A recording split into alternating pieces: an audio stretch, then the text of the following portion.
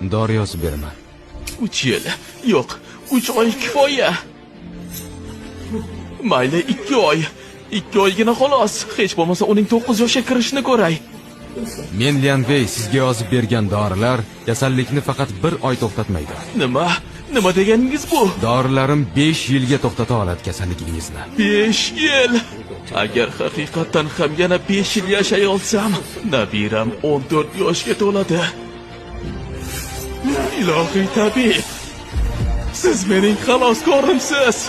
Agar shu jonimni 1 yil bo'lsa ham saqlab qololsangiz, men siz uchun boshimni egishga tayyorman. Ilohiy tabib. 5 yil dedimmi? Demak 5 yil. Bir kun kam ham, ko'p ham emas. Endi ko'rik haqqichi.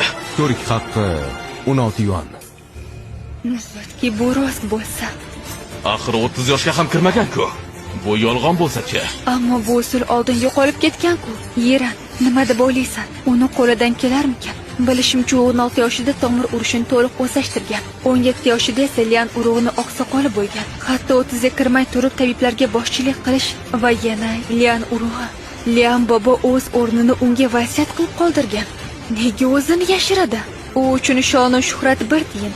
U dunyoviy xoy-havaslardan allaqachon voz kechgan. Lian Wenjan har doim hamma narsadan ustun bo'lgan. Qanaqasiga bunday bo'lishi mumkin? Bu yigitga o'zi rostdan ham ishonib bo'ladimi? Agar hammasi bo'xton bo'lsa-chi? To'g'risi, u butunlay o'zini tabobatga bag'ishlagan.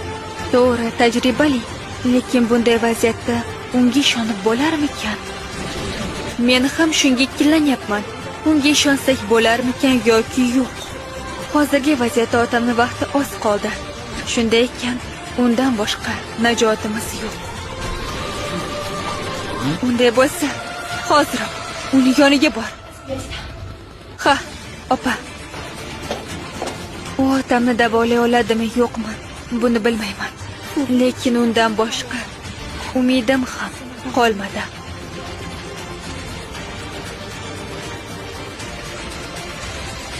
Uzdabgo studiyasi tomonidan maxsus dublyaj qilindi.